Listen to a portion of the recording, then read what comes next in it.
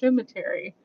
So today I have kind of a weird day in van life that I'm going to be sharing with you. Also, I have a few different subjects that I want to kind of tackle while we're in this live. Now, this is not my traditional live, and I want to explain why I am in a cemetery in just a minute. I'm going to go ahead and let the room fill in. I noticed that the alert just went out, and yes, I am in fact in my van in a cemetery. Why? Well, we'll get to that in just a few minutes. I just wanted to hop on today and kind of give a couple updates as to what's going on and things like that. And I just ate a candy bar, so I still have peanuts in my teeth. Good times. Anyway, while everybody's coming into the room, hi, hello. I hope that you're having a wonderful, amazing midweek. It's Wednesday, hump day.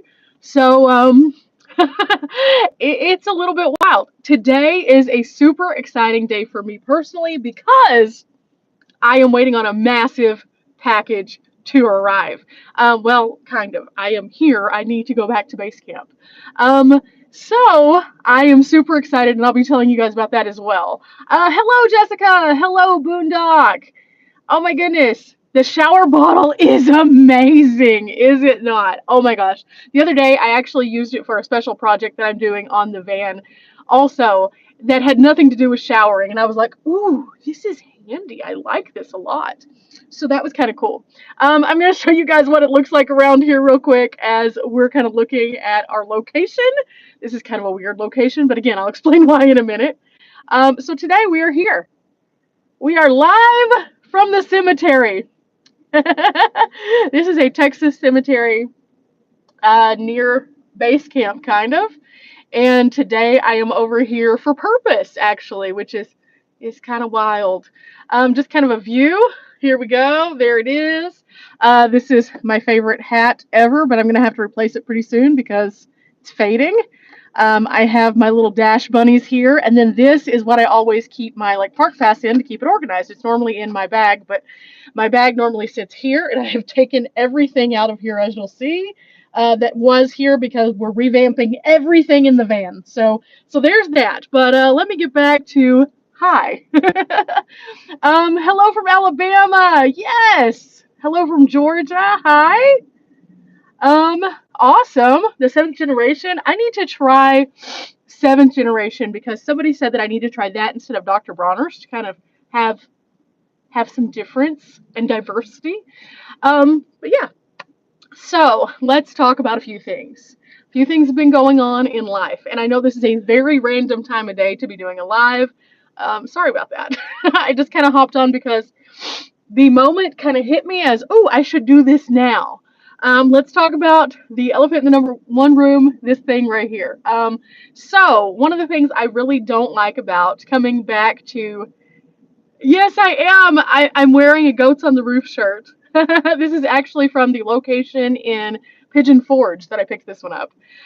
No, but this right here, every time I return to Texas, my allergies go into full effect, and typically that means I get at least one fever blister. It's just kind of how it works. This is the time of year that always happens, so this is the result. It is actually healing. It is all better.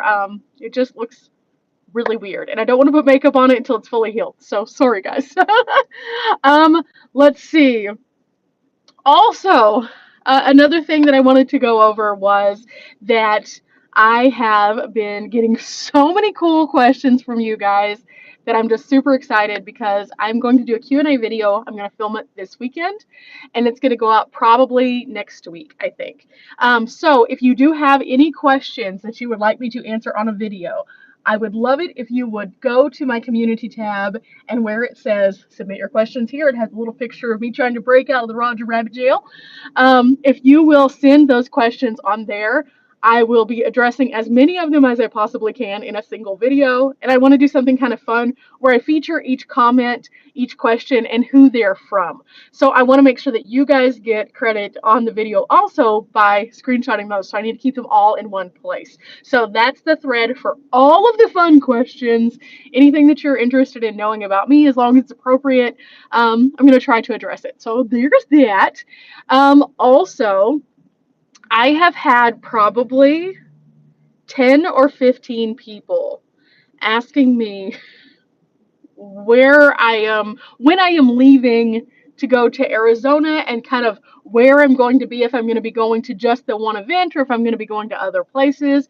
And so today I wanted to say I am going to be going to the Weird Wild West. If you have not seen the post about that, it is on my community tab as well. It's a really cool event that's being held in Bisbee, Arizona, and it's going to be super fun. It starts on the 22nd. It's held over a weekend, and they have tons of different things going on. It's about $25 to attend, and that pays for your campsite. So if you are interested in going to Weird Wild West, make sure that you go check that out on their website and get your tickets, because I know that between the Weird Wild West event and also the Alice in Bisbee Land, it is going to be crazy fun. But at the same time, it's probably going to fill in pretty good because all of the major sponsors, which include some pretty big names on there, are starting to put it out on their social media, so I know it's going to start filling in. So please, if you are interested, if you are in Arizona or want to go to Arizona, do that now. In fact, you can walk away from the chat and just go register if that's the case. That's where I'm going to be actually in April 22nd through 24th. And if you're interested in meeting me or Riley, and possibly a few of our other friends, I'm not exactly sure who else is coming, but I know me and Riley will for sure be there, go to Bisbee. Apparently it's a super cool place anyway. They call it Mayberry on acid. I think it's because of all the art. I don't know. And it should be kind of fun. I'm excited about that one. Hello from Tennessee. Hello from New Jersey. Woot woot. Yes. I am super excited about the question thing with the Q&A overall. I think it's going to be really, really fun. And yes, the Alice in Wonderland, oh my goodness. So I was looking more into this because I wanted to make sure that it was in fact happening at the same time as when I was going to be there. And oh, it just looks so cute. A lot of the business owners dress up in Alice in Wonderland themed outfits. They have events that go around the Alice in Wonderland theme. There's actually something called the Off With Your Head Queen thing that we're going to be doing. A lot of the restaurants cater portions of their menus to the Alice in Wonder theme. So I think that's going to be super fun. So yeah, I'm really excited about that. And I may even take some white bunny ears just because, you know, blending. But yeah, that's where I'm going to be on the 22nd. Now, a lot of people who missed out on the first live where I talked about this event and talked about coming to this event probably are still under the impression I'm going to Missouri immediately, and I am not now. And I feel really bad because I do want to go. I just want to go whenever the timing is right, and this event needs to happen first. So that will happen after the event. I have some really cool things that I'm going to be doing there, though. I have a whole list of things that a couple of you have sent me from Missouri for me to go and tackle, so yay! So that'll be super fun. Boondock, I completely understood. A lot of times whenever I talk text something, it does that too. Let's see. I wonder if any good tattoo artists would be at it. I have no idea. I know that they do have a tattoo shop in town that I was looking at.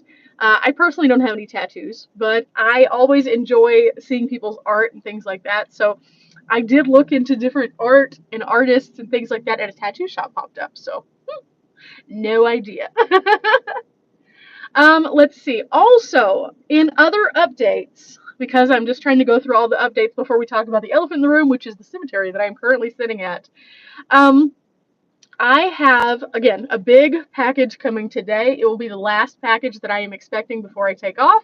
It is also one of the biggest projects I will be doing to my van. I know there's a lot of project videos going on and stuff, and so you're probably going, but what else could there be? Well, this one is a pretty big one, and I'm not going to give any hints or anything like that, but if you are on my Patreon, you'll be able to see in advance what it looks like when it is complete before the video comes out here on YouTube. Just because I get so excited and geeked out, I just like to share things a little bit early, and so I'm going to be doing that over there. But I'm so happy about this project. It is going to be so fun, and I think it's going to be super simple considering that a lot of the projects that I have had, I've needed some assistance on. I may get assistance on this one just because of the sheer size, but I think I could do it by myself.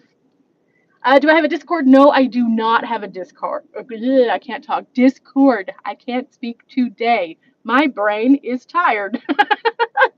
I have basically, since I've been back at base camp, been working nonstop on either projects for the van, planning for the channel, or doing some other things kind of on the back end. And I still have to finish my taxes before I leave. Oh, there's so much to taxes. And I've always done my taxes independently. And I'm beginning to think that that is something that may not happen much longer. Just because of the pain in the behind that it is. I was trying to find some instructions on doing my taxes because I have a few little question marks. I've changed some classifications since last year, so I'm like, what do I do here?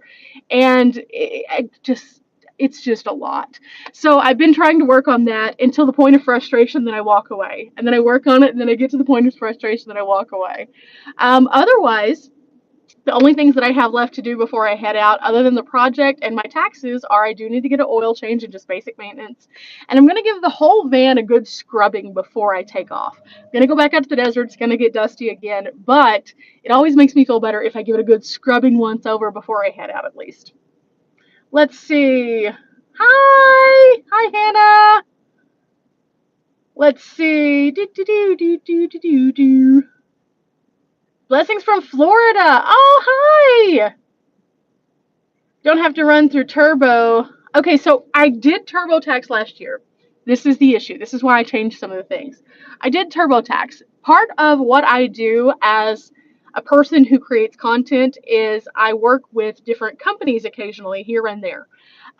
Those companies you will never see on the channel, more than likely. A lot of it's on the back end where I do like reviews and things like that for them, so I can give them feedback on products so that they can make improvements to make them more practical for people like me who are traveling on the road.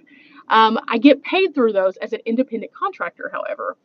Well, TurboTax, as lovely as it is, really gave me the runaround last year on my filing with my independent contractors items. So it says that you have to have an extra form. Fine, no problem, never been a problem. I go to fill out the extra form and it's like, oh, you must now pay us more. And I was like, wait a second now. This was included last year. And then another form, you must now pay us more. And so by the time that I was finished doing my taxes last year, I felt like I was the most frustrated human on earth, simply because every single time that I would have something that would pop up, they would be just like, and it's this fee, and it's this fee. And then on top of everything, after I got everything completely filed and I had picked all of my information that I needed, they then came at me and were just like, we still have to do this. And I was like, okay, but you said we were finished. So I did the extra step, and then I waited and I waited and I waited and I waited, and I never got my approval for the acceptance of my tax refund. And I physically had to go onto TurboTax and call and be like, why is this not processing through the government? Like, what is going on? And by the time it was all said and done, I had invested days of my life and basically got told by TurboTax that it was my fault instead of their fault, and that everything was my problem. And I was just like, I'm done. I'm done. I could do this on my own manually with just the paper written out version with far less scrutiny against me, because I was literally just filling in what they were sending to me and doing, and then they blamed it on me. And I was so angry. And so I was like, I give up. I'm not doing TurboTax this year. So I ended up doing everything paper-wise this year on my own. And I know what forms that I need. The problem is that because I have, again, independent contractors, some of them send me all the information. Some of them don't send me all the information. And I don't want the burden of them not doing their part to fall onto me. And so I'm trying to really go through it. So yeah, that's my tax situation right now. That's why it's taken me days upon days to do it. And it's not even that I have like so much craziness to report. It's just that when each company sends you an individual 1099 form, it should be very easy to just insert it and go on with your life. But unfortunately, companies find loopholes so that that's not their problem. Great times.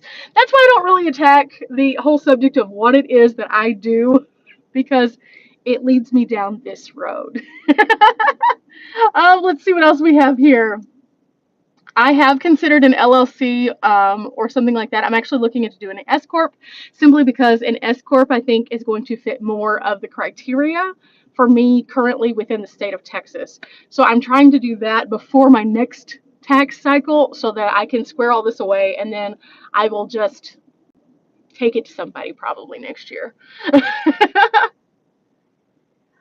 Yes, TurboTax did get a lot of heat for taking a lot of money from folks. Now, I did notice that whenever the pandemic was going full force and they did stimulus checks, if you had filed through TurboTax before, which I had, they held your money. They held your money for months. I did not get a stimulus check until far after most of the other people that I knew did, all because I did my taxes through TurboTax. And I had to physically, again, be on the phone being like, hey, why am I not getting my stimulus and things like that. And I know there were a lot of other people who also had that issue. So after that, I just kind of pulled back between the issue that I had last year with my taxes and then that I'm pretty much done. And if they want to prove me different and be a cool company again, then they can. But I don't want to put my money in their hands at this point. I don't trust them as a company. And I don't say that very often. So it was pretty bad. Let's see. Oh no, you're 3 years behind. That's gonna be hard to handle. I just panic at the very thought of taxes in the first place, even if I'm doing everything correctly. And so that is a headache. I'm glad it's not mine. Oh, thank you so much, Steph. Yes, Hicks, that's what I'm thinking. I've looked into a lot of them. And then also, a really valuable resource to me was whenever I was in California, I spoke to Riley's brother a little bit. He has a corporation. And so he kind of told me a few little things, and that were things that I'd kind of already gone through in my head. And sometimes whenever you hear something from another person, and then it's just like, oh, yes, they validated the fact that that was a real feeling for me. Same thing with this. He validated all the different pieces that kind of came together for me. Okay, let's see. What else do we have here? Oh, there we are. Another independent contract worker gave me my BFF an easy way to file, actually more affordable. Definitely, if you would like to shoot that out into the universe and tell us, that would be great. Let's see. I love cemeteries. My family plot in Lulu, Florida. Nice. I hate taxes. Exactly. There's no one I think who loves taxes. Uh, and I don't even want to like do anything complicated. I just want to be like, hey guys, this is how much I made. Do I owe? Like that's all I want to know. Like, do I owe? I hope I don't, but do I owe? Yep, they tax you in both directions. That is for sure. I think it's interesting also. So one of the things that I hear pretty frequently, being a person who does YouTube and who is a nomad, especially people who don't understand either YouTube or being a nomad or the combination of them, is that, oh, you're just trying to freeload. No, no, no, no. I pay my taxes. I pay my taxes on everything that I earn. Hello, Lost Renegades! Oh my gosh, these guys right here, the Lost Renegades, have been in Mexico having such a good time. I'm so jealous right now. Not to mention the tacos. The tacos. Oh my gosh. If you guys are not already following the Lost Renegades, please go check them out and go check out all of their fun. Jen, all I can say is the scuba diving. I want to do it now. I want to do it.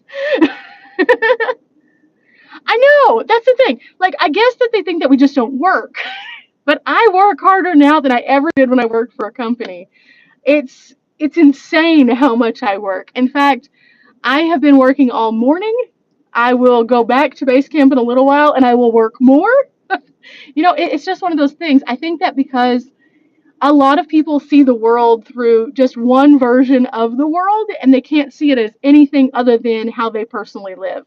So if they believe that hard work, going to a desk every single day is the only way, then no matter what it is, you can make $1 million and they're still going to think that you didn't work. But yeah, so I think that that's the crazy part.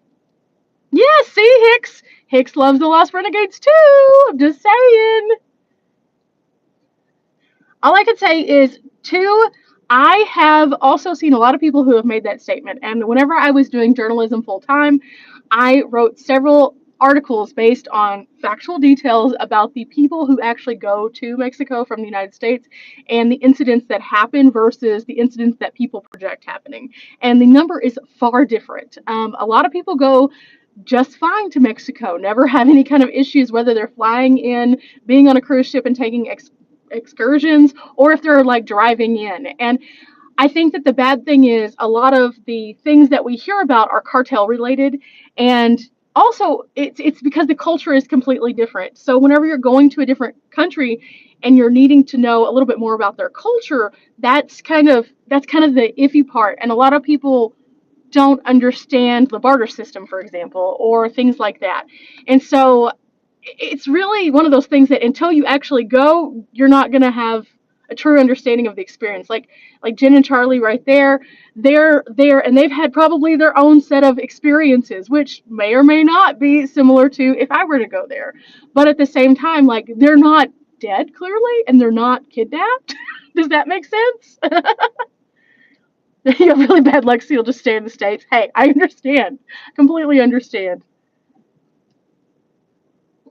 Let's see. I've always been a very hard worker, but I was a mom of five. I'm a writer and a YouTuber. I did Airbnb for 2 years. I understand. The more elements that you add, like for van life, the best thing that you can do is income stack.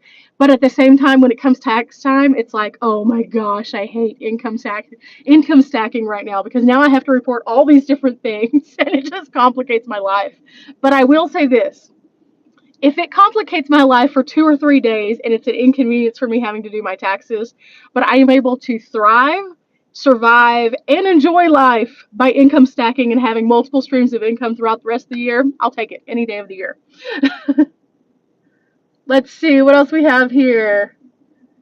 Some pay for the nose, especially single people with little deductions. I think that that's the biggest thing is learning, especially within van life and things like that. There are a lot of things that if this is your job, you can deduct, but at the same time, you don't want to over deduct because that's also a problem.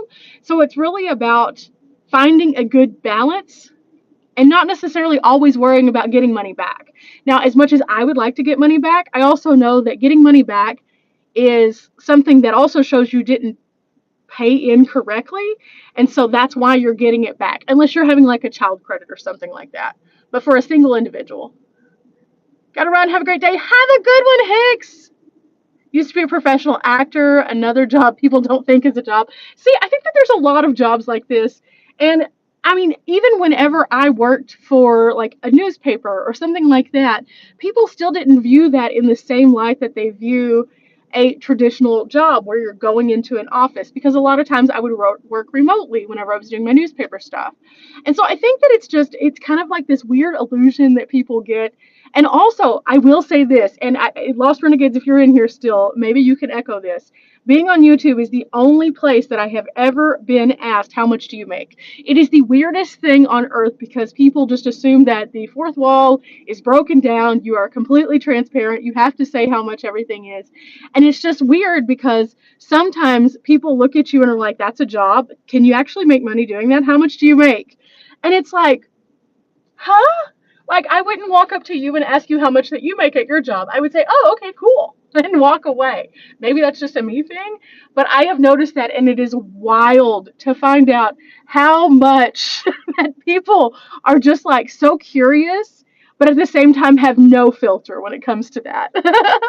Every time we meet somebody, they want to know the exact. Yes, that's the weird thing. And I know part of it is that people are intrigued because they're like, could I do this?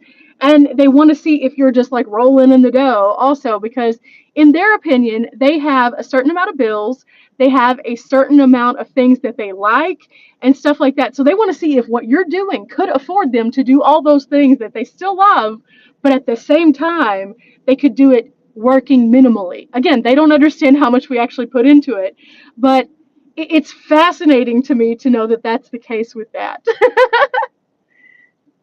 come from people aspiring. Yes. Gaining time. Yes, absolutely. I agree. Lost Renegades. That is so correct. I love they pay you for that. Yes.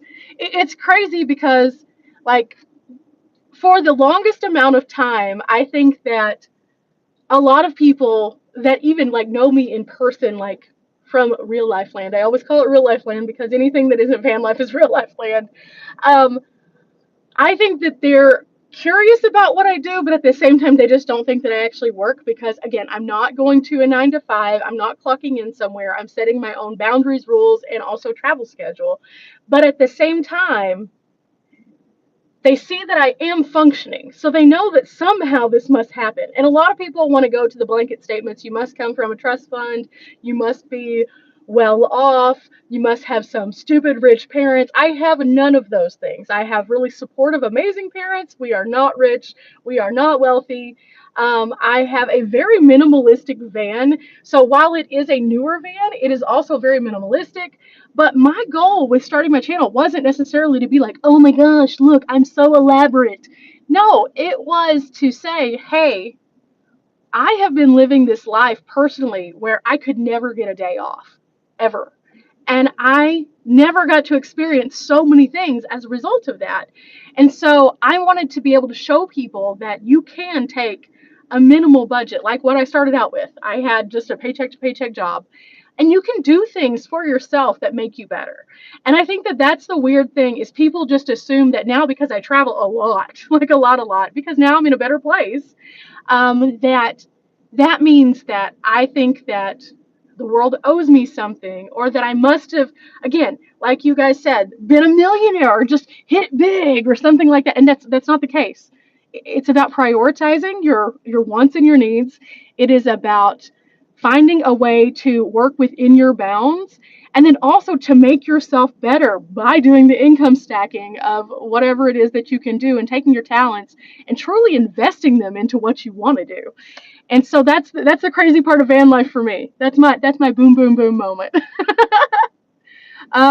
We think it's hard for most people to grasp how simple we live. Yes, I think that's too. It looks like a constant vacation because it is.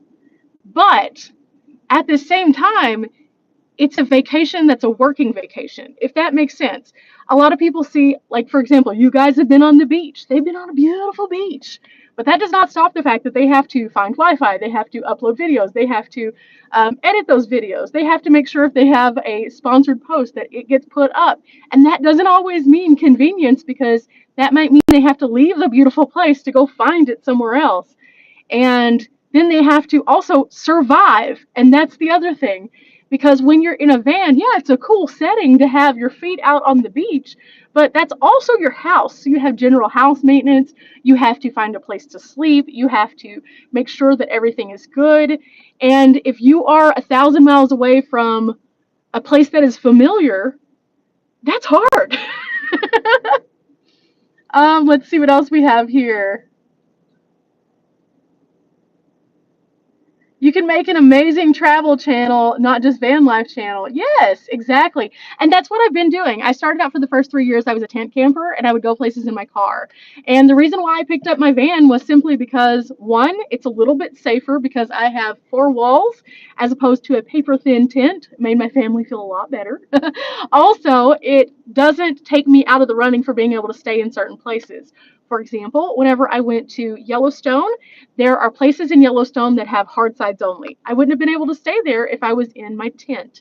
Whenever I went to the Pacific Northwest, there were whole campgrounds that weren't allowing tent campers because of the homeless situation that they have up there, and people figuring out how to buck the system and have basically a place to call home if they moved into your campground. And so by doing this, it allows me more convenience while I'm traveling. Not to mention, now I can just pull over, pop into the back, and take a nap if I need to.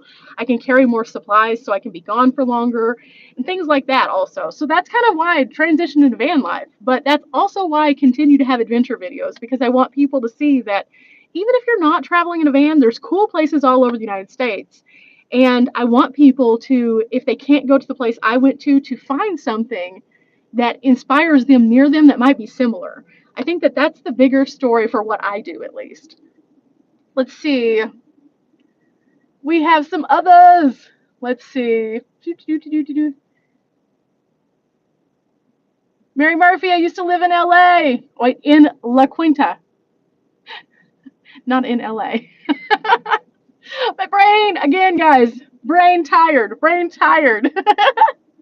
um, exactly. See, there's so much good going on in this comment section right now. Plus, have a podcaster and design. Yes. So the podcast, by the way, that's a question I've been getting. When are my next episodes going up? Riley and I have 2 additional episodes that are actually pre-done. However, this leads me into my cemetery scenario right now. Okay, my Wi-Fi at base camp struggles a lot. Podcasts are about an hour to an hour and a half each, so uploading from base camp very hard. Um, that's one of the weirdest things. A lot of people are conveniently always asking me, how do you get Wi-Fi in your van? Doesn't it ever bother you that you don't have like a booster or something like that? And I do have a booster, by the way. I just don't always use it because sometimes I just don't want to. That's me being lazy. But they also ask me why I don't have a hotspot. So this is the thing. In my van, I am just as convenient as I am at base camp because of the Wi-Fi situation. Base camp Wi-Fi, very bad. I have to travel away from base camp just to upload, just like I do in my van whenever I'm on a regular adventure. So I've been training for this for a while. But again, that leads me to where I am currently. Would you believe it that this cemetery right here, this cemetery, full signal 5G, the best place near me to upload. Weird, right? I think that this goes to show that in areas where you're traveling, you can find signal in the weirdest of places sometimes. A lot of times we say, hey, we're going to go to a Walmart or we're going to go to a Starbucks. But when you're in rural areas, you start panicking, thinking, oh my gosh, where am I going to go? Nobody has Wi-Fi. Well, sometimes you can just take your video, beam it over to your phone, and drive to a place that has better signal, like this cemetery, and then you can upload it. So that's what I'm doing. While I'm chatting with you guys, I'm actually uploading a couple things. And if things work out, I'm also going to upload the podcast episodes. We are crossing our fingers that this holds. Let's see. I was wondering why you were in the cemetery. Yep. I wasn't going to endorse camping the cemetery. I've had people ask me if I would do that before. No, I will not. I don't necessarily believe that you should come to a cemetery to just like hang out and make yourself feel at home.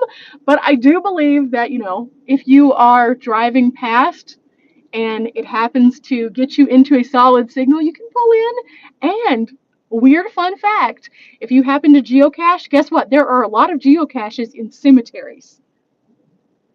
I found that out because I geocached with my dad, and he was like, we're going to the cemetery. And I was like, what? And he was like, yeah, there's geocache here. And I was like, okay. But a lot of times people will place them so they can draw some kind of like attention to a special stone, or if they lost a loved one, or sometimes if there's like a historic marker, they'll put them in cemeteries. So there you go. A weird tip. Spooky fun, indeed. Oh my goodness, Lost Renegades, if you are still in here, are you guys going to the Weird Wild West? Are you going to be back for that? It's in Bisbee, Arizona. It's on the 22nd, and it looks super fun. The entire town is participating to some extent, and they have like a bar crawl, and they have a breakfast club, and they have an Alice in Bisbee Land theme, so people are going to be dressed up like Alice in Wonderland. I don't know. Anyway, if you're coming, that would be super cool. I know Riley and I are going to be there, possibly Dee, I'm not sure. Don't be taking things off the cemetery. Typically, whenever you have a geocache, it is a separate thing from an actual gravesite. So someone will place like a little box with trinkets or just a sign-in sheet or something like that. So you're not messing with the cemetery itself. Just crossing back over. Kind of weird words considering I'm in a cemetery, just saying, but I know what you're saying. Oh my goodness, thank you so much. You are sweet. It says here, great video on the van awning. I am looking to install one on your Ford E250. Okay, so far I am loving the awning. I have pulled it out 2 or 3 times, just making sure that I've got the process because it's super simple, but at the same time, it's me. I'm just saying, it's me. Okay, I struggle with life. But yeah, I love it, and it's a good size for me. I know a lot of people were saying, "Hey, you should have gotten one that's a little bit longer," but for what I needed, this one was absolutely perfect. I was super excited that I got this particular size for me. If I was going to be on a larger van, I might get one a bit bigger, but a larger one on this van was going to get a little bit weird, I think. And somebody else recommended that I either get the sides that you can put on it so I can make it a little bit more like four seasony, which it's not really four seasony, but you know what I'm saying. Um, I'm looking at possibly doing that, but also I noticed that I was watching a video of someone who has a similar awning and they took tarps and just striped them up, and I could probably do that too. So we'll see. Let's see. Do do do do do. Show a geocache. I don't know where one is here, and I would have to use my phone app to actually find it. So what geocaching is basically where you go to there's an app for it. You look in your area and it'll show you different sizes of caches. They have everything from like a micro, which is usually just one of those little bullet containers and has like a little sign-in sheet, to what they call large or extra large. And those are the ones that have like gifts that you can take out and then you can put something else back in for the next person to find. And it's kind of cool. I have been geocaching kind of all over the country, just off and on. Typically, I like to geocache with somebody else simply because a lot of times it's more fun if you have a friend because it's like hide and seek. It's just kind of fun. So it's competitive if you have somebody else with you. You're like, oh, we're looking for something, and then all of a sudden somebody find it and be like, ah. But geocaching is super cool. Oh my goodness, Lost Renegades! Yes! Oh my gosh, you guys are more than amazing, but you already know that. And again, these guys right here, I'm going to get them on one of my videos, and we're just going to do a little video thingy at some point. Let's see. The cube. Okay, so the cube is still amazing. I'm not going to take anything away from it. The only thing is the cube itself is something I would more use whenever I'm in an area for a little bit longer amount of time. Whenever I set it up, it's something that I want to be able to like use as a hub, and I really like it, but at the same time, and this may just be me and my lack of trust for others, but I don't want to leave it behind as I drive in and out of town. You can, it's wonderful, and if you stake it down, it's fine. I personally, though, think that for me, my confidence level is minimal right now with others, just because some of the weird stuff that I've been seeing at campsites. And so I wouldn't want to set it up and then leave and go to an adventure. So this is the thing that I would set up if I was going to stay in a place for a few days, and it's like an amazing outdoor room. And then also, if I'm attaching it with another person like Dee and I did, it was just super, super amazing because you could just get out, be in the shade, have this cool little space that you can like have conversations, have a little powwow, cook food, stay out of the elements. It's really nice. But again, it has a place, and right now, I'm not sitting still long enough for me to pop it out all the time. But I have used it again since. Oh my goodness, thank you so much, Charlene. I love making videos for you guys, and that's the cool thing. I look at videos in two different ways. I look at it from the perspective of I get to share the experience, and then I love to see the stories that come from it as you guys travel, but also it's kind of like an ongoing video dialogue of my life. And so at some point every year, I usually sit down, just throw a whole bunch of clips together and kind of watch it, and I'm just like, wow, I did that. I'm proud. And it's neat to have that particular thing for yourself. And I think that anybody who is interested in doing YouTube, you should do it not necessarily because YouTube is going to be the biggest job on earth, or not because you're going to get a million views, but more so for yourself, because looking back on all of those cool things that you accomplish, if you take your mindset and you take it back to where it was before you made those videos, and you think about it, and you think about that person, and then you think about the person that you are as a result of all of those experiences, it's wild how you will see how much growth that you've had. Not to mention, you will see how much that you have really taken the world on and done things that you might not have felt confident doing. I think that that's the biggest thing with me for YouTube is when I look at my videos, that's what I see. Not only the evolution of how I edit and things like that, which is cool, but seeing the bigger picture of all the things that I have accomplished. And then after thinking about all the growth that I've personally done, then thinking about all of the comments that have been sent in about I went there or I've been there or all these conversations that we've had as a result of a silly video. I think that that's the crazy thing. And seeing how everyone gets to have an experience with that same place. And I love that. I love that. It makes me get the tingles. As soon as we don't have service, we watch old videos. Yes, exactly. You cheese at the memories. That's the best part. And I think that the coolest thing for like me to see is how each person gets excited within their content. For example, you may have seen it on my community tab. I just posted it up. Stephanie, that we met at Gutted, she just created and launched her channel. And being able to see, first of all, Stephanie's face in that video again, because I haven't seen her in months, it just made me smile. I was like, oh my gosh, it's Stephanie. But then also to see that she had the confidence to put it out there. Because when we left off last and I had seen her at Gutted, she was toying with the idea of a channel, but she didn't know if she would be able to do it. She didn't know if she had the confidence to do it. And then now she's doing it. And being able to see the sense of accomplishment for her to have overcome that phobia of not being able to is just like spirit fingers for me. I get so geeked out whenever I see somebody who took on something that they didn't necessarily know if they could do or not, and then they do it. And I'm just like, 110% of my support is thrown your way instantly. Like, yes, yes, you go, girl. Oh my goodness, thank you so much, Hawk. Thank you, thank you, thank you. How did I get over the hump of making my first video? Okay, so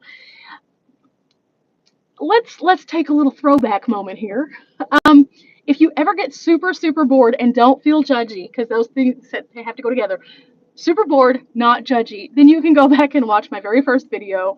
I have a couple of videos on my channel that will not make sense whatsoever. One is my old intro, and the other is a music video. Not me singing, no. I actually got permission to put up a video of Level Find a Way done in stop motion. It is one of my favorite Blessed Union of Souls like songs of all times. I think that just hearing the lyrics of it is something that people need to listen to every single day still, because it's one of those songs that the words are very strong and powerful. And for some reason, in my mind, I got this visual of a stop motion that I wanted to do, and I was like, yes, I'm going to do this. So I did that. So those two videos do not match anything else on the channel, but I leave them up there because it's something that I was truly passionate about at that moment. My first travel video, though, I tried to incorporate stop motion into, in addition to just having information, and it's wild how different the videos are now. I think that by doing the video the way that I did, initially I had a vision, and I realized that that vision needed to alter just a bit, and so I was going to have to push myself more. And whenever I did, I started noticing that, again, very different, so don't be judgy if you go watch it. But if you look at those videos, you can see that as opposed to how I am now, where I'm just like, hi guys, what's up? What is going on? I'm super crazy. My hands are always moving because this is who I naturally am. I felt like I needed to stifle myself just a bit because I didn't know that people would be okay with all of this. Little did I know. You guys are just as nuts as I am, in a super positive way, though. But I think that that's the thing about whenever you're doing a YouTube video, you have to realize being your authentic self is super important, and just do it. You're going to end up watching those videos in a cringy form after, and whenever you watch those, you're going to, again, see how much that you've grown and how much you've pushed yourself. And everyone thinks that their first video is at least a little cringe. Every single person. Oh my goodness, thank you so much, Nomadic Nanny. This is my Texas gal right there. In fact, I'm going to text you something this afternoon as soon as it comes in, because I need to text you. Thoughts on your first video? Do I really sound like that? Yes. Who's going to watch this? Absolutely. And why am I so awkward? Yes, yes, and yes. And see, this is the funny thing. I was a theater kid. Like I did one act play, and I did oral reading and things like that whenever I was in school. So I had been before an audience before, and so I don't know what in my good judgment brain decided that I was going to be super mellow in my videos, because I am not a mellow human. I am all over the place. I am hyperactivity rolled into education. That's what I would call myself. But at the same time, I think that again, when you watch those videos, you're just like, oh my gosh, I had 5 views. That's so cool. And then you're like, 5 people wanted to watch me. And then it's like empowering to know that, even though they're probably your relatives and friends, that they actually watched the video. And so there's a sense of slight accomplishment there. But then as you continue going, you start noticing that other people are interested in what you're talking about. And that is whenever you actually hit that, oh wow moment, because these aren't just my friends and family, and they're not just the people who have to be nice to me. They're people who actually care about what I'm talking about, and that is awesome. And so yeah, that's kind of, I don't know that necessarily fully answered the question, but it's kind of there. Do I have a Venmo? Yes, I do. Do I remember it? No, I do not. I think it is in my description below, though. It usually formats into there. I think it's just Bunny Plays here, but I don't remember on Venmo if there's a. Is it Cash App or Venmo that has the dollar sign? I'm Bunny on everything, though. Um, my girls would say, tie up mom's hands. So she. See, that's the thing. I know that I'm a lot, and I'm okay with that. And whenever I do a video, I just try to, again, be my authentic self. And so sometimes I know that that is not necessarily what people want, because I am very much so like this. But at the same time, if I'm not doing that, I'm not being myself. And then that isn't authentic. So I will always be authentic. And I think that that's the thing that, again, for the first little bit, I kind of suppressed myself just a little bit. And that was sad, because when you watch those videos now, it's a very somber tone. I'm still very much so myself, but you can tell within the vocal of the videos that I was much more mellow. And it's all in my head as to why I was even doing that. And I think it was just I had been in, and this is my theory. I don't think it's necessarily just because of the YouTube aspect or presenting myself out into the world for the first time. I think that part of it had to do with the fact that I was working a regular job, and then suddenly I wasn't working a regular job. And in a regular job, what are you supposed to do? Maintain tons of professionalism. What are you supposed to do? You're supposed to absolutely look the part every single day. And so you will not find very many of my old videos where I do not have a full face of makeup and some eyebrows. You just won't. Now I kind of have those days where I don't necessarily feel like I have to present myself as perfect, because I'm not perfect. I'm a flawed human. So I don't necessarily have to wake up and put on my eyebrows. I look crazy, but we wear bigger sunglasses now. It's okay. Let's see. Thank you so much, Charlene. Hello, Terry. Let's see. I got to catch up on some of these. Adult ADHD is amazing. I don't necessarily can't talk. I don't necessarily know that I do have adult ADHD. I just know that I have always had tons of energy. This has always been me. So it is what it is. If that's what it is, cool. Do I need medication? Absolutely not. What would I recommend for somebody who is an introvert that would love to start a YouTube channel? I think that the thing is, we are all a little bit different. And for example, I will use Dawn. Dawn is as personable as they come. However, she is somewhat of an introvert. And lots of people love to go and watch her channel because they identify with that. And I think that that's the thing. You need to just be yourself. And the main thing that you can do to prep for doing anything with YouTube is just start talking to yourself. And I know that sounds silly, but like right now, I am talking to you guys. I can see you popping up, but in reality, I'm talking to myself on a camera. And that's all it is. At the end of the day, if you take out all of the extra pressure that you put on yourself to be perfect or to present the perfect thing, it makes it so much easier. You're just having a genuine conversation. And also keep this in mind. When you're having a genuine conversation, you have one advantage in this. Whenever you're filming a video, unlike a live is just shooting from the cuff. It is what it is. If I have a tongue twister moment, then I'm just gonna blah, blah, blah, blah, blah, and be okay with it. But on a video, you can stop and you can reshoot it if you need to. If you don't feel confident with how it sounds, you can always reshoot that. You don't have to put an unedited version of yourself out there if you don't feel comfortable with it.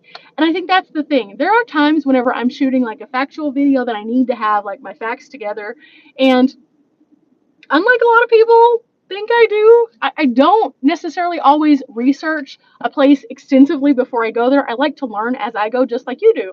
And so I will learn and then I will share, and then I will learn and then I will share. And the cool thing about it is it helps me to retain the knowledge because I'm learning it and then I'm sharing it. And so that's two forms of reinforcement for me, which is why I do it that way. But there are times where I'll have a tongue twister and I'll be like, wait, no, this is important. I need to redo that because people need to know this detail.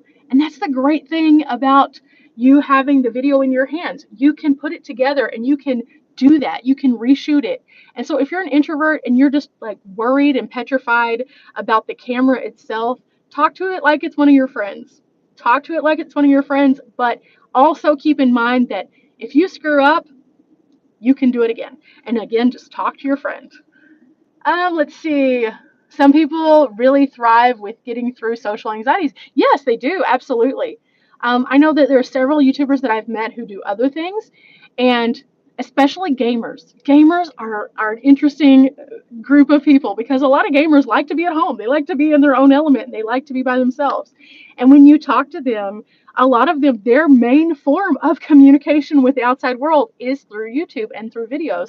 And so I think that that's great because it does give you an outlet to do kind of what you want to do the way that you want to do it. And there's a whole group of people who identify with you because of who you are.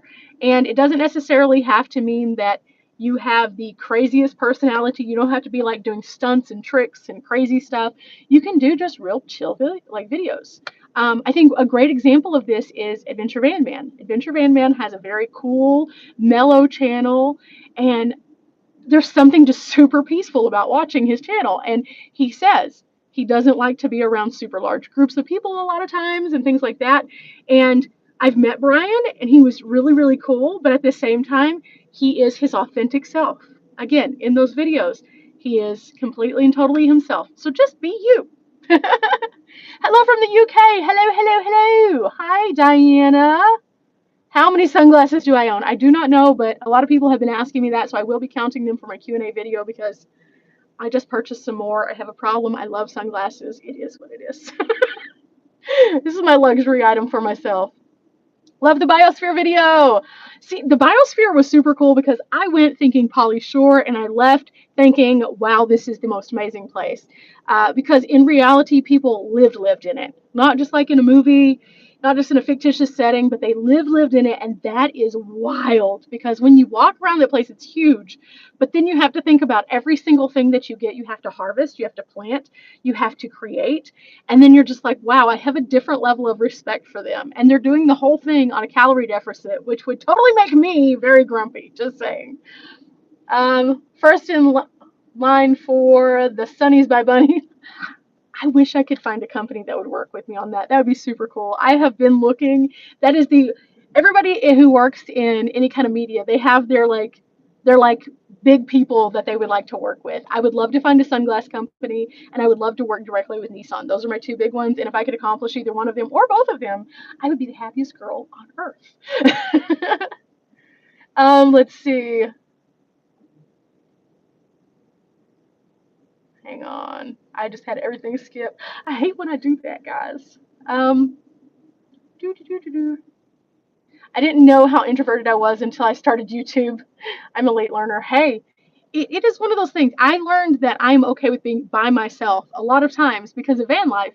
And before, I think that so one of the things that a lot of people don't know about me, we'll just kind of dive into this because I don't really talk about this ever. I was actually married at one point in time. I was married for quite a while and I got divorced. And when I did, that's when I moved to Dallas. And I was living in Dallas and I was always on the go. I was always being social.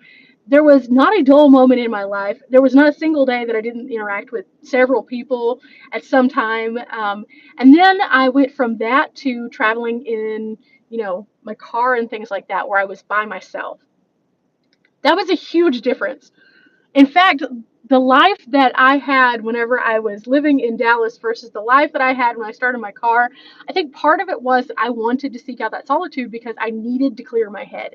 And I know a lot of people say that in a very cliche way, but I really did. I had a lot of things going on, and I needed to have that headspace where I could just like really take some time for myself. And so by doing that, I was just like, wow, I kind of like being by myself. It's not that I don't like being around people. It's like I just appreciate my time more now when I'm by myself because, first of all, you have clarity. There's not a whole lot of extra noise. You're not focusing your attention on someone else. And you're having that moment where you can just be like, hey, it's okay to do what I want to do. And what was crazy is as I, again, moved out of the car situation and into a van situation, I met people who are very much so in the similar head point. Like, I've met people who travel by themselves. I've met people who travel as couples. And we all have that similarity where we still enjoy the fact that we are removed away from the noise of the outside world. Even if you're in a van with somebody else, you're still removed from the outside world noise until you choose to engage with it. And I think that that's great because that shows that we all have a little bit of introvert in us, a little bit. We all like that. And I think that that's fine. I think that that's great. I think that that's healthy. And so, yeah, by getting on YouTube and realizing that there's so much that goes into the back end and you'll just find yourself like engaging in that and you lose track of time and stuff. I think that that's also one of those things. YouTube kind of brings out the introvert because you're trying to figure out how to do all these new things. Oh, bye guys. Have fun. Thank you for stopping by. And again, whenever you get into town, I'm going to send you my number. I need to do that. So I'm going to send you my number and then text me if you happen to come to Weird Wild West. Yes. um, yeah, I love my time by myself most when I'm traveling. Yes. I think that it's just fascinating to see how much that whenever we allow ourselves to do things, like actually do them, that we can enjoy them. And that's what life is really supposed to be about. I think a lot of times we get stuck in the monotony of, again, what we're supposed to do versus what we actually feel we should be doing. And so if you can find a way to step away from that and be yourself, your authentic self, whether you're on YouTube or not, it doesn't matter. Just being able to be is such a great feeling. I mean, I wake up and I think of the days whenever I would wake up and be like, oh my gosh, I dread going to work. And now I wake up and I'm just like, okay, so I know exactly what I need to do today for work and I'm excited about it. Because it's a different thing whenever you choose to do something versus whenever you think you have to do something. And I work harder. I work so much harder.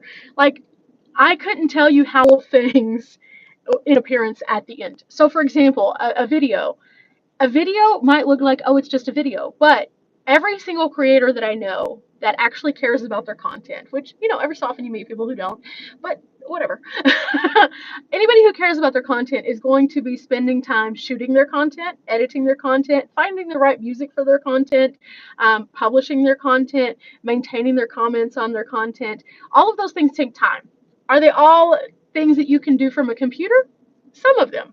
But at the same time, you have to allocate for that. And once you start going down the rabbit hole of doing YouTube, you start becoming more critical of yourself. So you become more of a perfectionist and then you spend more time and you streamline your process, but then you add on to your process again. So it's like this ongoing cycle. Then that doesn't even go into account the other things that I do with my contribution to a news source that I do or my design work and things like that. So I think that that's the crazy thing. I work more hours than I ever did, but I'm happier than I ever was.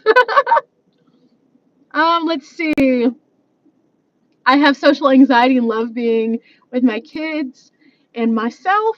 We have fun. See, that's all it takes. It's just finding what works for you. And I think like one of the things that I have noticed in the past is that so many people think that there is a one fix for everything, and there isn't. We're all very different individuals. So why would our plan that works best for us also be the same plan that works best for somebody who is completely the opposite of us? It doesn't. Finding what makes us happy is the most important thing. It really is. We're not a one size fits all kind of solution for everything that we do. Let's see. Would I like a bigger van? I don't think I necessarily would love a bigger van right now. I love the van that I'm in. I will say this. There are a few circumstances in which a bigger van would be helpful. There are. However, the trade-off on that, currently for me at least, currently, doesn't work. Standing would be great. Standing is not the most important thing for me. I am perfectly fine sitting because fuel economy is way more important at this moment. I get 35 to 40 in most flat-lying areas, and unless I get up into the mountains, and in a bigger van, I'm not going to get that. Right now, gas is going up. Fuel economy, way more valuable to me than standing. If I ever decide to slow down a little bit, yeah, maybe. But not right now. Let's see, what else do we have?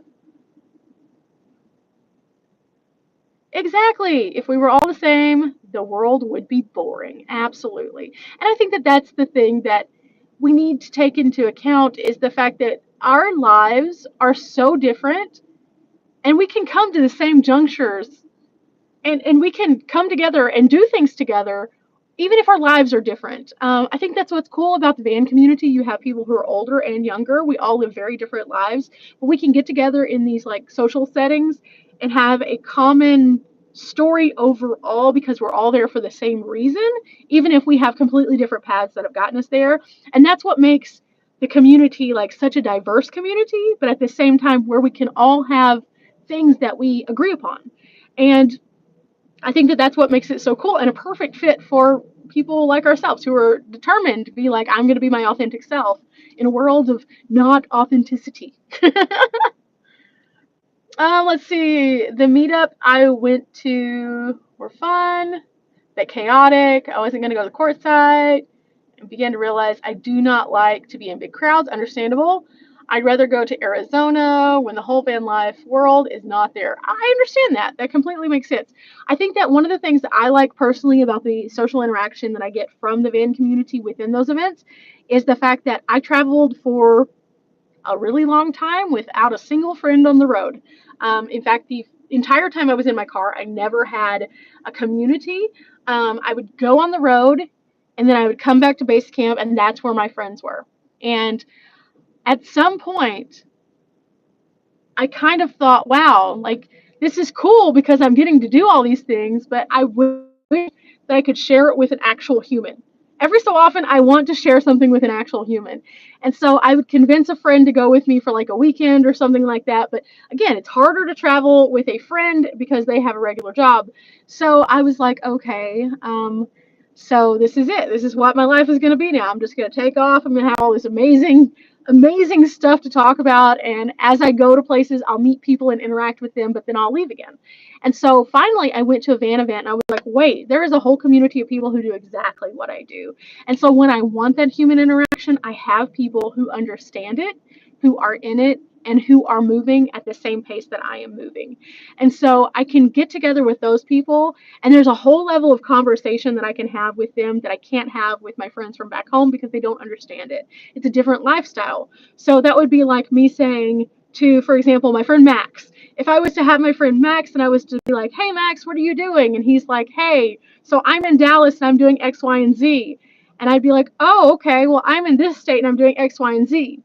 After that level of surface where you're telling somebody what you're doing, there's not a whole lot of deep diving that you can do because you don't understand what they're doing fully because you're not there. They don't understand what you're doing because they're not there. So having someone who can understand what you're doing because they're doing the same thing at a similar time, super valuable in the long run. And so since then, I've been able to make some amazing connections on the road. And I have really cool van friends like the Lost Renegades who came in here earlier, or like Dee, or Riley, or Dawn, or any number of other people that are in my little friend circle. And I love that because it's not that we travel all the time together, but we can connect and we can go to similar places, or we can decide, hey, both of us want to go and interact. So let's go interact. And then that's fun.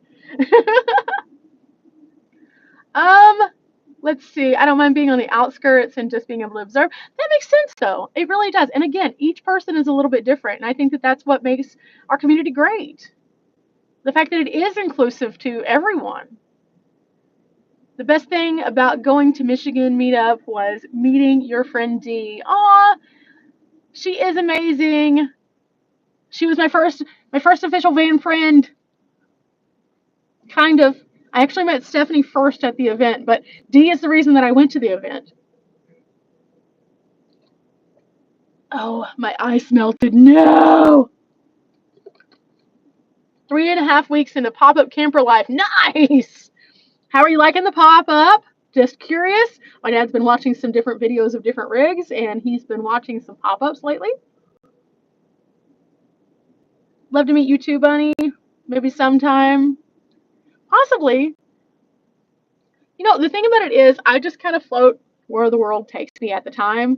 And I've gotten to where now that I'm going to some of the events, I will announce that I am at those. Typically, if I'm traveling by myself, I don't really announce where I am until after I've left, just for safety and things like that. But whenever I go to events, that's a great time to kind of be in the vicinity, if nothing else, just because then I am in a safe place. I know that sounds really silly, but that's one of the precautions that I started taking whenever I first started my van life, was to kind of move in silence, which is silly. But at the same time, I think that as solo women who travel, those are just the weird things that we do. And in reality, I think that meeting people in a public setting like that is just better overall. And then you develop those cool friendships, and then you're like, okay, cool, we'll go camping. I think that it's just fine to meet people not in those settings. It's just the programming that I have, again, in my head right now. Let's see. Meeting at the cemetery on the outskirts. It's not at all creepy, not at all creepy, as I sit at the cemetery. Oh, let's see. Good to take precautions. Absolutely. I think that there are so many things that we need to do within our process of making sure that we're good on the road. I was just watching Blind View's channel, and he made an announcement that they had in fact found the couple that was missing. I don't know if you guys are aware. There was a older couple who was nomadic, and they had gone missing. And unfortunately, they found him passed away, and she was care flighted out. And I was thinking about that in a lot of regards. I think that anytime that you hear about something that happens within the nomad community, first of all, there's a sense of sorrow that happens because it comes over you, and it's just like, wow, that's really sad. Also, the wheels start spinning. What happened? Was it something that was an external source? Was it something that was preventable? Was it something that they had done, that they had put themselves in a position? And so all of those thoughts, of course, start swirling. And one of the things I thought of was, as a couple, they were there together. And that isn't good still, just the same, but as a couple, they were there together. And that's at least comforting to know that if that was the case, that maybe they had some peace in knowing they were together. As a solo traveler, I think of those things, and I am one of those worst case disaster planners anyway. Like, I'm going to go down the rabbit hole, I'm going to explore all the options before it even could be an option, so I can have a solution. Weird. But one of the things I thought of was, if I were in that situation and I had gone missing, what would happen? Who would know? Would people be aware of where I kind of was to know where to search? And also, how would it be covered? I know that sounds really weird, but how would it be covered does matter, because that's actually what helped out with the Gabby Petito case, was how it was covered. They were able to come to a swifter conclusion as a result of the coverage. And so I thought about it, and I was like, well, I have a safety buddy. My family usually knows where I'm at. Typically, if I'm in an area that I don't necessarily know as much about, I've probably said something to a friend, either asking them if they've been there, or just saying, hey, this is where I'm staying. If I don't call you by 9 a.m., come looking, those kind of things. But I think that those are the things that all go through your head as to covering your bases. And the other one is always, did I put myself in a bad position? And if I did, should I move on to another place instead? And that is one of those things that's a gut thing. It's always a gut thing. And so, again, whenever I heard about that couple, I was just like going through the worst case scenarios for myself. And that's kind of where I came to. And again, profound sadness. That's absolutely terrible. But it makes you more aware of your own situation whenever you live a similar lifestyle, I think. Let's see. Hadn't heard about. I just heard about it. He literally did a live just a little bit ago, and that was the first that I'd seen of it. But it has been on the news now, so you can find the story there. They're not giving out a lot of information. The family is trying to keep it a little bit closer to cuff, I think, which I understand. It's a sensitive subject, so that's all I know. But they did actually find them. So if nothing else, I hope that she is okay, and I hope that this brings them all a bit of peace about what's going on. Let's see.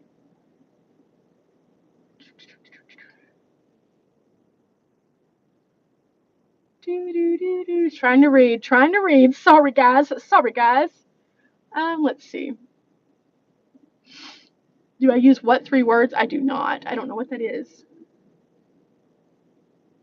GPS phones, they are helpful. However, there are some additional apps that you can use. Like Life 360 is great if you have another person on your situation. I had that for a while with my family, and it was great until it wasn't great anymore. They thought that I was dead on the side of the road when in fact I was not. I was at a campground that was on the side of the road. And I had no signal because I was in the Pacific Northwest. They freaked out a little bit. But after that, we kind of got it together and figured out that the app does not truly update in real time, so it's a bit off, just a little bit, but it gives you the vicinity, which is kind of nice. Let's see, who was the missing couple? I do not know their name off the top of my head. It was an older couple, though, and apparently they were in an RV. Let's see. The Garmin Reach. A lot of people have been suggesting this to me. I have looked into it. I haven't fully committed to it yet, but I will be looking into it a bit more, simply because I think that research is key for me whenever it comes to things like that. I try to stay on top of what is being said about it so I'll know which version of whatever it is that I might be interested in, but also so that I can know logistically if it is the correct product for me, based on where I travel. Let's see.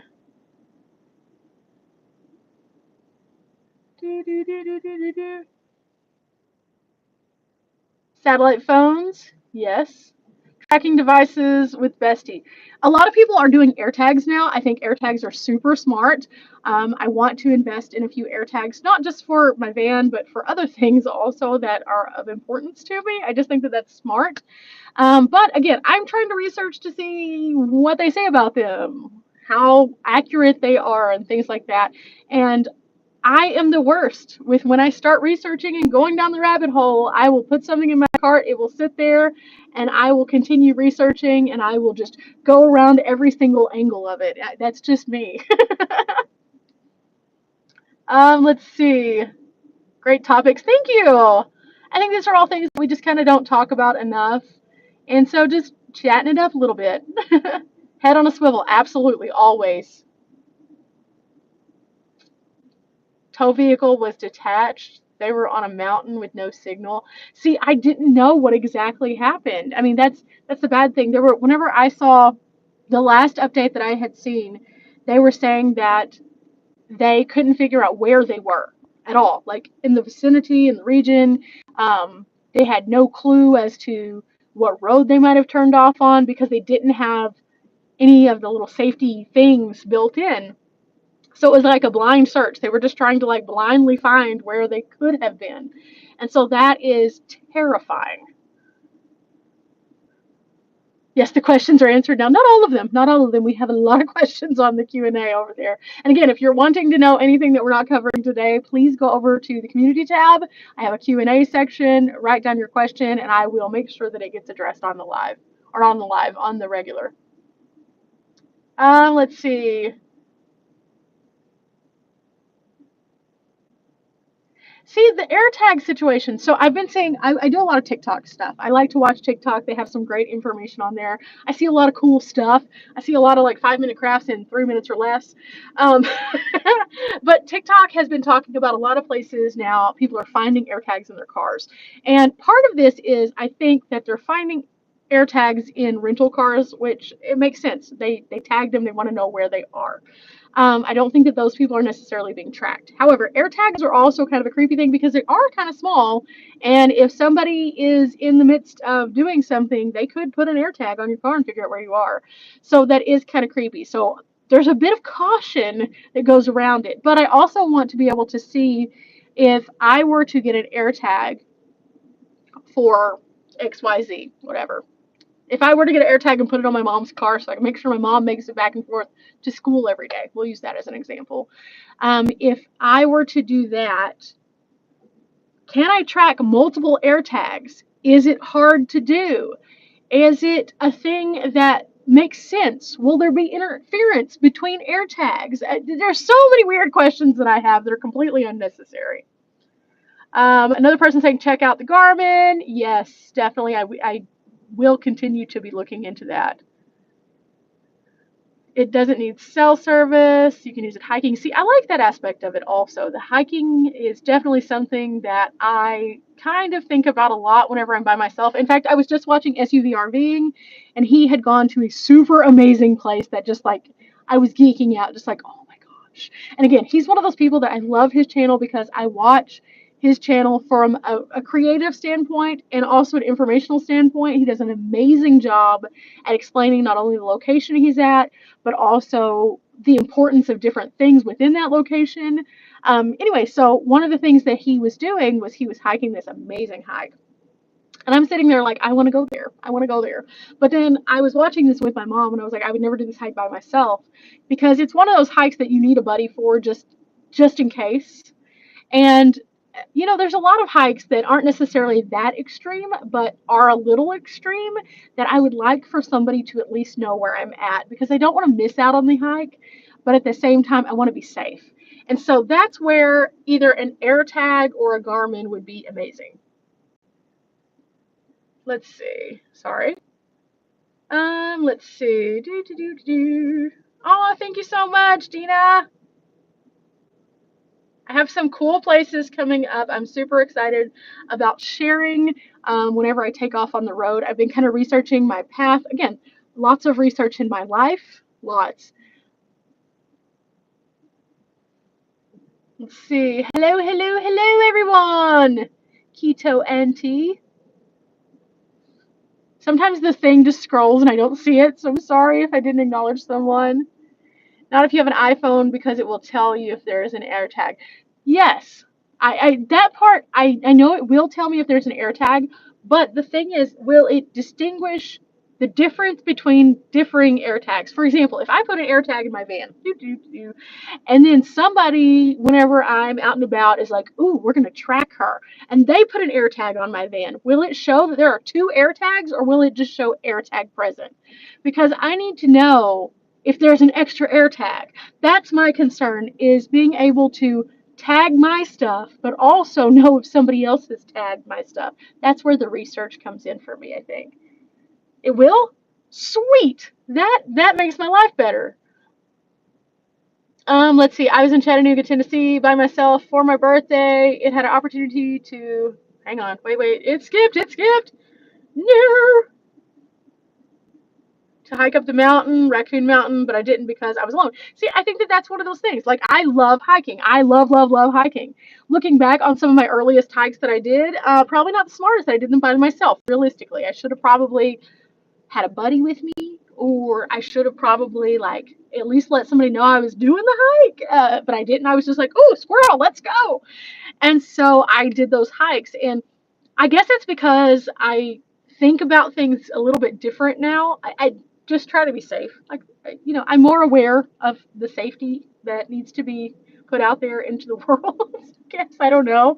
Or maybe it's just because I am not, maybe it's because I'm not as athletic as I was when I started this, because whenever the world shut down, I gained weight. Maybe that's part of it too.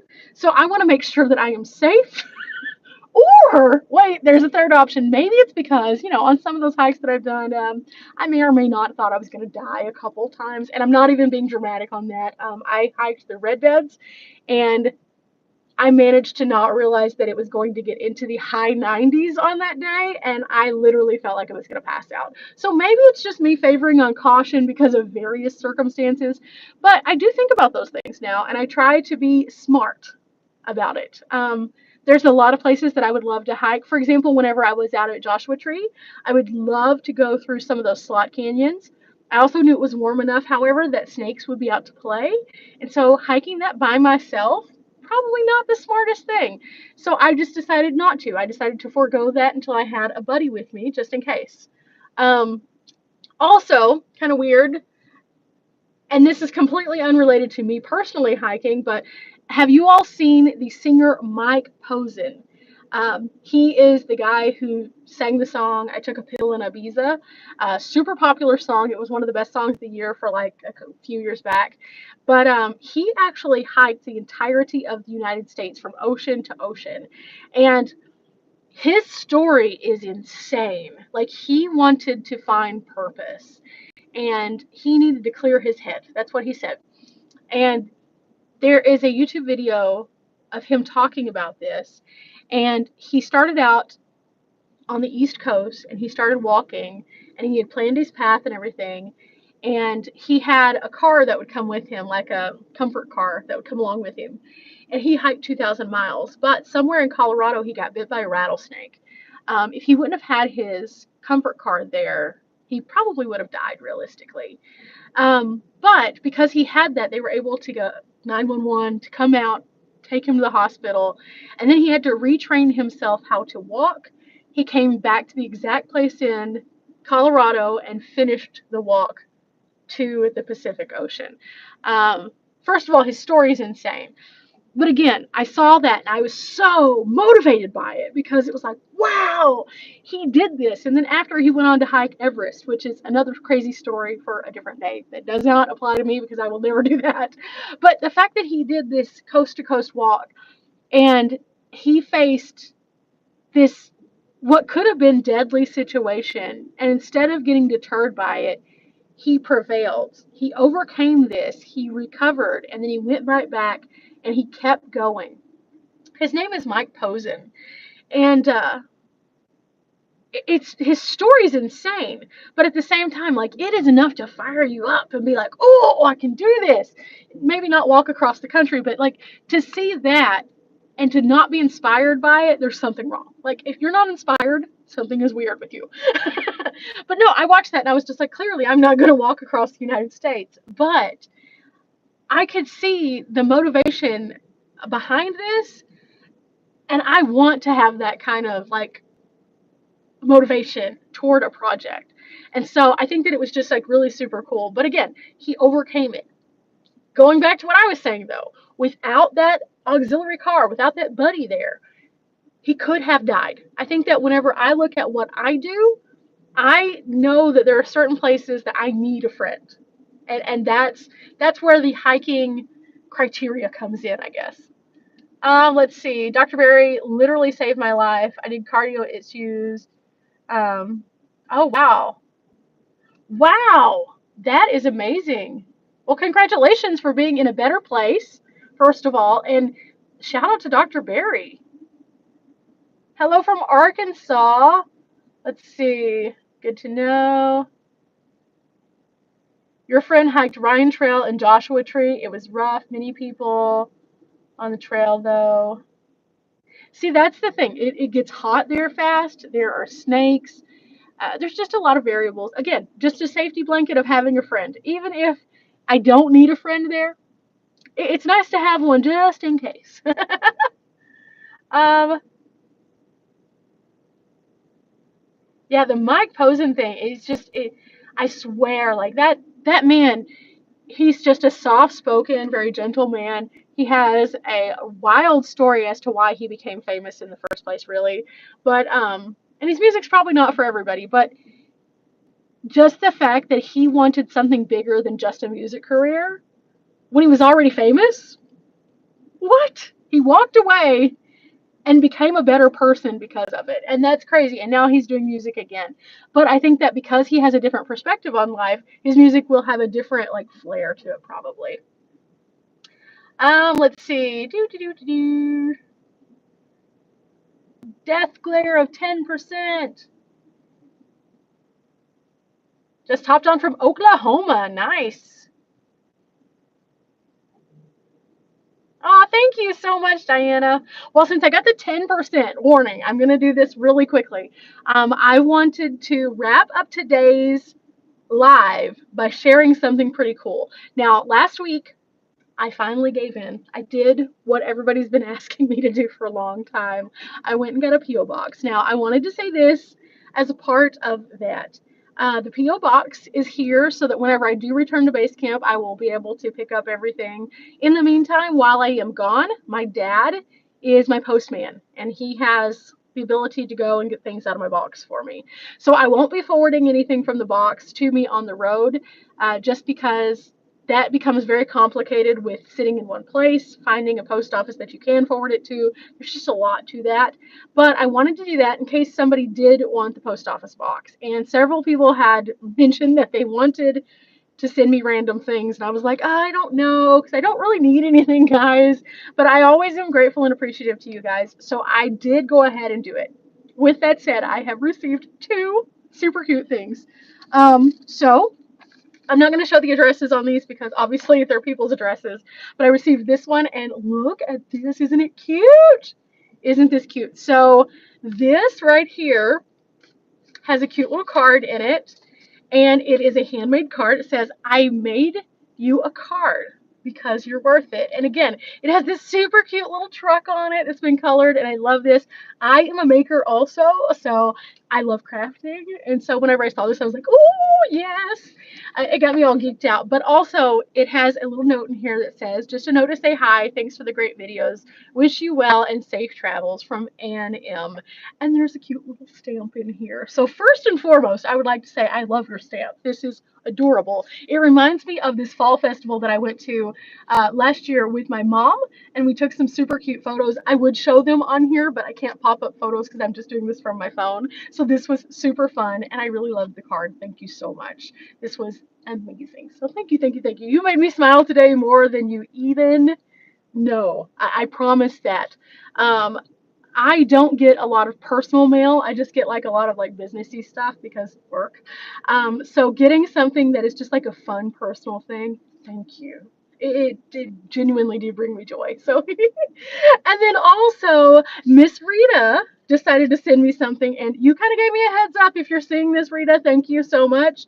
But another amazing